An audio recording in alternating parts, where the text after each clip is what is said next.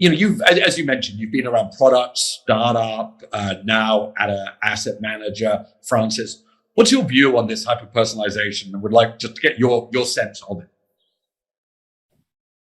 Oh, hyper personalization. I've been thinking about this, right? And it's great that you asked us to define it because I was wondering how we should start tackling this. I think, right, hyper personalization means, well, even before we get into what it means, the prerequisite to even start to properly hyper personalize everything is that we need to be able to predict our clients properly, whether we need to know everything that has happened to the client, to be able to guess at everything that can happen so that we can use that hyper personalization to aim for the best version of what will happen to the clients, right? Because ultimately our objective is to use this hyper personalization capabilities to maximize what we can get out of finance, out of our propositions to the users.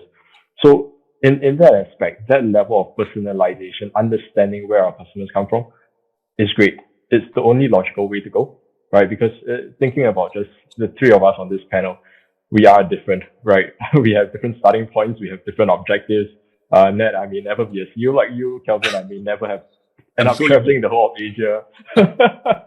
It's hard to say, right? So even with hyper personalization of services for a person like myself, nobody will be able to predict where I will be in 5 years or 10 years. There is a bit of customization that is needed in order for our solutions to be optimized to each of us. So naturally, some level of customization will be required. But here's where we get to the hyper personalization bit of it, the hyper, right? Because from my point of view, I've been getting to the point of thinking that personalization, yes, it's great, but hyper personalization is maybe a different matter altogether, because hyper personalization means you require a hyper level of detail in terms of what we understand about the clients, right? And we know the risks behind knowing and holding too much information because, well, you become a hot target for certain activities. So it doesn't necessarily lead the best outcome for people. And, well, we get to the point of potentially false precision or spurious accuracy because predictions are always to a margin of error, right? And hyper personalization to the point of hyper precision means we would precisely be wrong all the time. Really, I think it's a very good point. So maybe your thoughts about where is personalized financial advice today? How well is it doing? What is it doing? And where is it going to in the future? Sure. So yes, Ned, we did have had some conversations about this in the past, relating to personalized advice and the potential drawbacks of where we are in the industry right now. So I really want to build on what Kelvin said as well. I completely agree with your points on relationship managers handling the relationship. And well, if we really think about it to some degree, right, in the past, it was extremely personalized. And even now you see the ability for some segments of it to be personalized. It's just a matter of changing requirements in order to have personalized information, right? Because, well, Ned, you might know more about this, but maybe in the 1980s, 1970s, when the world was smaller, right? You did not have to be as wealthy, potentially to receive personalized advice. You would have the same level as a private banking client right now with a decent amount of wealth at that time. But now, because technology has come in as a great enabler, we've found amazing ways of scaling to the point that, we've started commoditizing everything again, and we're just offering the same solution to everybody using technology, right? So we are seeing personalization becoming a hot topic again, right? But the thing is, with relationship management and how we can get back to personalized advice, I feel it's more of two things, right? The first one is in terms of overcoming incentives, like something you alluded to just now, incentives of the human relationship managers who are offering the personalized advice, and in terms of education of our clients. So if you talk about incentives first, naturally, if we're able to use technology, like for example, the kind of things you're building over there at Bamboo, to help replace or augment some of the capabilities that these relationship managers are generating for our clients these days, right? Then we're not beholden to having to pay incentives for proper advice, for proper knowledge. And that means everybody can have the same level of great personalized advice without having to pay as much for it, which means you don't need to be wealthy to not get scammed, right? The second thing about education is I feel like personalized advice specifically for how we can use it in the future is in terms of thinking of it as a wealth continuum. So like Kelvin was saying earlier, you've got people who come up and work hard, right? You start entering banking at a personal banking level. You eventually become emerging affluent. You work your way up to affluence, and then you hopefully get to private banking, family office levels, right? But it takes a lot of time for an RM or for technology for now to understand where exactly you are. And you need to know where you are in order to provide the right level of education. Because if I were to give information, education about complex financial products, options, and everything else to a person who's at personal banking level, then that's not appropriate, right? At the same time, if hypothetically, and I hope this were the case, I've got a few $1 billion sitting in my bank, don't tell me about deposit products. I'm not interested, right? I've got so much money to throw it. I'll just randomly give you $1 million and do something about it. So technology could be the difference in the way we approach financial education, right? Understanding where people are easily, and hopefully that wealth continuum can stretch beyond a person's lifespan, right? We can look at multi-generational products where we understand everything about your family because, your family has already been in the system. We know that wealth is being transferred down. We can target you at the right time so you never have a chance to get unfavorably advised by humans. Exactly. And look, there's lots of good human advice, but I like this idea of wealth continuum, right? Like this idea that, we're all at different phases, right? You're accumulating, spending, retiring, decumulating where you are. And, the technology should be able to know. I do feel particularly that this idea of open banking APIs, so one of the challenge today, I think, in personalized finance is, if you go to any robo-advisory solution, it asks you, how much do you have? And if you don't put it in 100% correct, how's it going to give you personalized advice, right? If you only put in one little bit. Whereas, I don't know whether it's 5, 10, or 50 years in the future, the concept of open banking APIs, all of your data is available at the touch of a button, so you truly can get it. I think that's important because you're right. If the technology actually knew everything about you, it should be able to tell you, hey, you're a billionaire, here's an option product, you don't need goals, or you're 22 and just starting on that. So, but maybe just one more quick question on this one before we turn to question number 3, and maybe Francis with you. Do you think the future of personalized advice is getting better for the customer or better for the financial industry? So who's the winner out of this? Is it the end customer is going to have a better experience, or are financial institutions winning, or is everybody winning out of this? Yeah, I don't think this is a zero-sum game at all.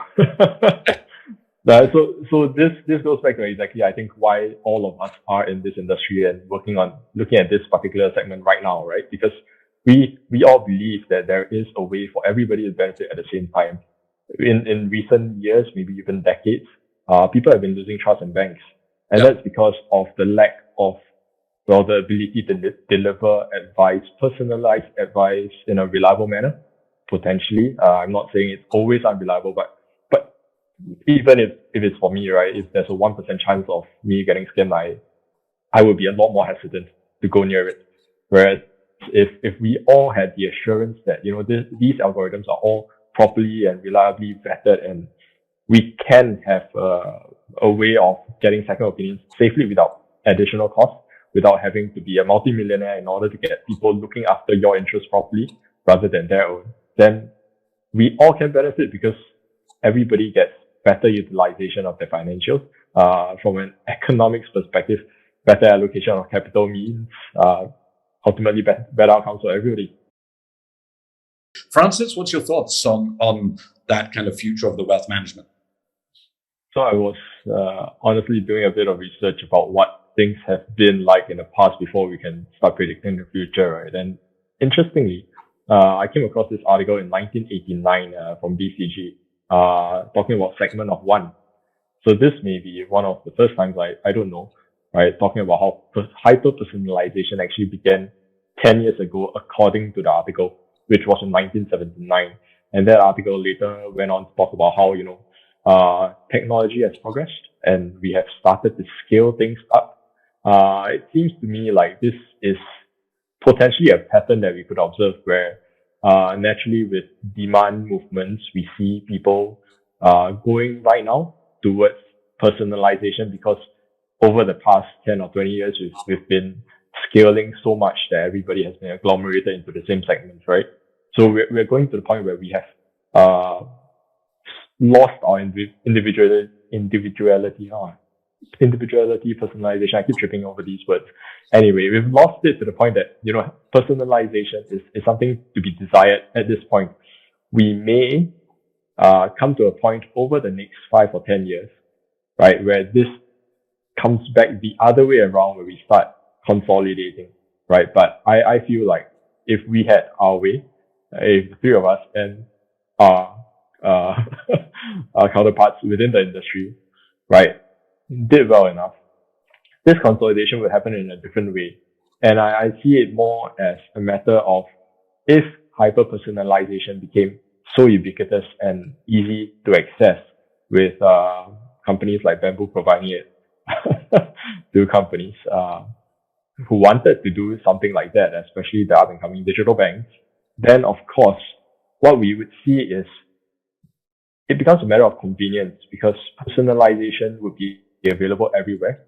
It would be commoditized and fee margins would be so compressed to the point that it may not make much of a difference to anyone anymore. And we're just going to see whoever has the most data being the single point of contact for anybody, because if you have more data, you personalize better. And yeah, that's the trend I think could happen in the next 5 years. Of course, if I turn out to be absolutely right, then let's revisit this in 5 years. We'll take a recording of this, Francis. If it's right in 5 years, we'll post it with a time stamp. But probably with another $1 billion in your bank account. Let's see. Hopefully not because of inflation. That is true. But I like, so my co-founder, Aki, who reads deeply about many subjects, always is a big believer in that history is the real guidance of it. And, it's funny, we think that, tech or personalization just started, but 89 said it was 10 years ago. I like this idea of segment of one. But to your point, you said who has the most data. Does that mean that the super apps win out? So if we look, whether it's Grab, Gojek, Tencent, Alibaba, to a degree, are we saying that ultimately, whether it's wealth management or other services, it all migrates to the people who can personalize the most? Because I think if we look at a bank, really a bank's, it's got some of your data, but it doesn't know, more about your wants and desires and what you actually want to do. Whereas maybe a Google, a Facebook, or a Tencent or an Ali, to this segment of one, Francis. So it's a logical conclusion. I hope it's not that there's one single app that we all subscribe to, because that would be too dystopian. I don't think we need to end up there. But what's your thoughts about that? Where does it trend to if you're looking back at history and where we're going now? I think the ultimate modifier in this equation is trust. It may not necessarily be a super app. It may not be Grab. It has ceased to be Facebook, right? But at one point of time, we could have seen that going that way, but trust was the main factor in them losing their advantage. And I think that's the only way forward. We've got to see who's the player right now that is able to get the trust of the consumers, because with that naturally flows in the data. It's no longer a market where you can just throw money and buy information about a person. It's got to be obtained willingly. And that's who I would place my bets on. Anybody who can gain the trust of consumers.